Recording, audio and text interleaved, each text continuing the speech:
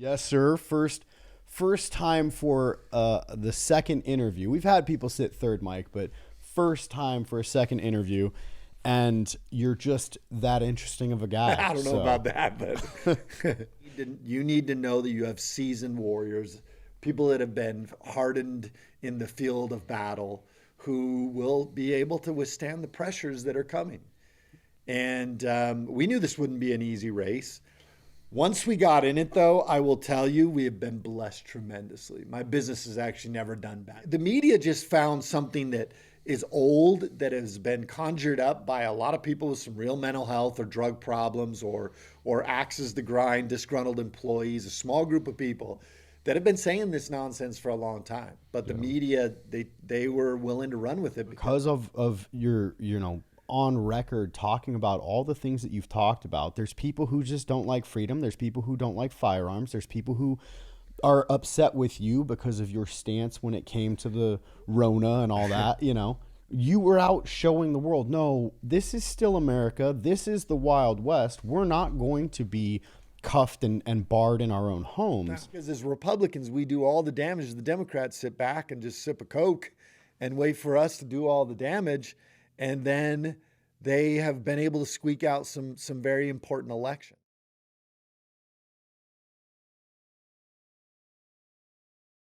This is Lunatics Legends podcast. We have Mark Lamb, Sheriff Mark Lamb, future Congressman Mark Lamb. Returning guest. Yes, sir. First time for the second interview. We've had people sit third mic, but first time for a second interview. And you're just that interesting of a guy. I don't know about that, but I'll just come right out the gate. You're running for CD5 right now, which is Andy Biggs' district, and you're running for Congress here in Arizona in CD5. And I just want to know why. There's so much. I think I might have asked myself this question a time or two as well. Right. You have all of these things going on.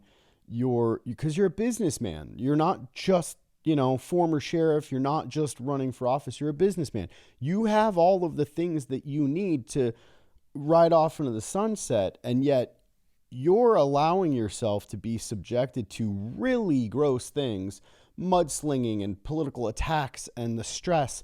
And I'm sure it's hurting your bottom line as a businessman as well. Why are you doing this? Well, first of all, nothing good in life comes without sacrifice. Agreed. And so if you think that the stars will align for the things that you're supposed to do in life, whether it's, in business or whether it's in your personal life and you're trying to become a better person and get to another level in personal progression, any of those things are going to come with not good things and bad timing. So, we had to make a decision. Are we going to sacrifice where we're going, the trajectory of the business, potentially sacrifice it for this running for office? But we love this country so much. Like, honestly, in the end, it's all about patriotism. I don't want to sound corny, but in the end, the reason I'm running for office is because I love freedom and somebody has to fight for it. Yeah. And you need to know that you have seasoned warriors, people that have been hardened in the field of battle, who will be able to withstand the pressures that are coming. And we knew this wouldn't be an easy race. Once we got in it, though, I will tell you, we have been blessed tremendously. My business has actually never done better. That's amazing. But it wasn't like that when I made the decision. When I made the decision, we were you didn't know which way it was going to go. You might lose your consulting clients. You don't know if it's going to hurt you on other aspects of your business. But in the end, we were blessed by God. And God has said, hey, I'm going to bless you here because you were willing to do this. Yeah. And you're right. Look, politics is ugly. Look, I've been lied about. My wife's been lied about. We've been slandered. But there's things that you learn from this. First of all, if it takes multiple people to come against you, to take you down, then you've achieved some power in life. Right. And I'm not looking for power, but if it takes the newspaper and my opponent and everybody else to try to take me down, then you've touched some nerves along the way. Yeah. And so we look at it as somewhat of a badge of honor that you are so afraid of me going to Washington, D.C. that you will pull any stops to try to stop that. Even if it means trying to destroy my personal reputation or my wife's or my family's, or to try to hurt me in my business life or any of that, which has ultimately been the goal of my opponent and the left and the media. And I see that, and yet it's also really funny because we're friends, we have similar friends. I know people that have never met you, and yet none of them believe it. None of them. Well, they don't believe it because I've been in the public eye. First of all, it's not true. Right. And so when I've been in the public eye for so long, you've seen my body of work. Yeah. And the media just found something that is old, that has been conjured up by a lot of people with some real mental health or drug problems or axes to grind, disgruntled employees, a small group of people that have been saying this nonsense for a long time. But the media, they were willing to run with it because what we've heard is my opponent has funded that. Yeah. And who's funded that? Who's put $1.5 million? That's dark money. Yeah. Put dark money into somebody who's never voted in a primary, who's only voted in general elections, Johnny come lately, to attack somebody with a lot of fruits in the field of politics for a lot of years. And so we know we're not naive to this. It's just sad that politics has gotten this way. And when I go speak in front of a group, I say, raise your hand if you want to run for office.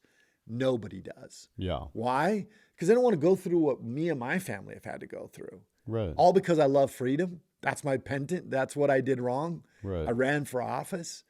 And somebody who wanted it more, who was willing to spend millions of dollars and destroy anybody or anything in its path to get it, I don't want that person in Washington, D.C. anyway.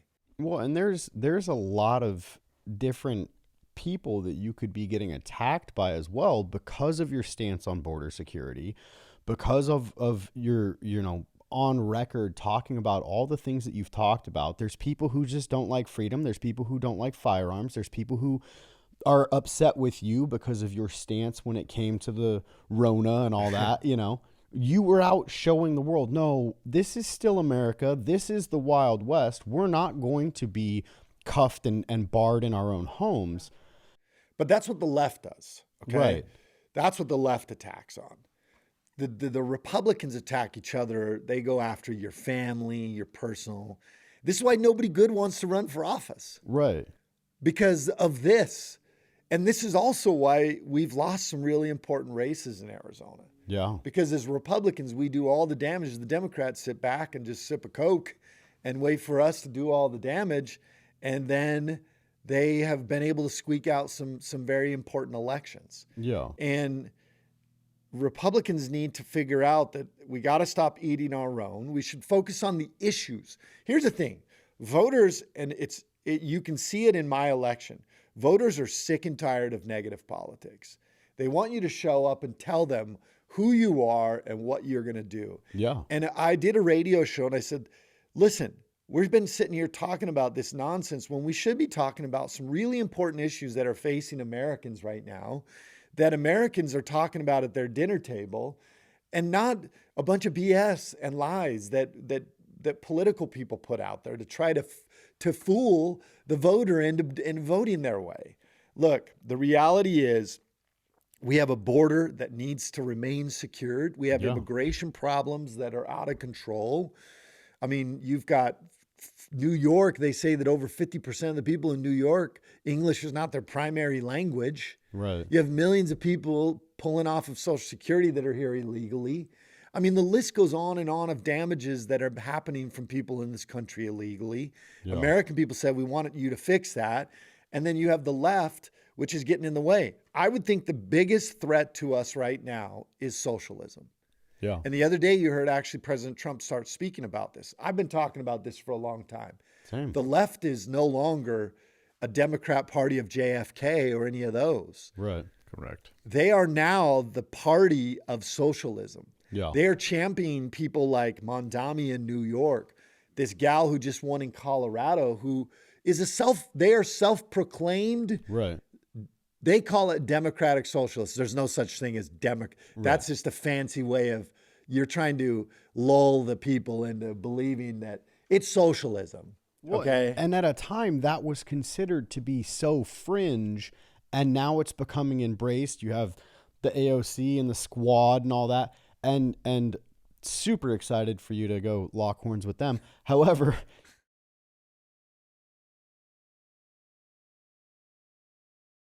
this is the Lunatics and Legends podcast. We fully endorse Mark Lamb for Congress and CD5 here in Arizona. Make sure to get out there and vote in the primaries July 21st from 6 a.m. to 7 p.m. See you there.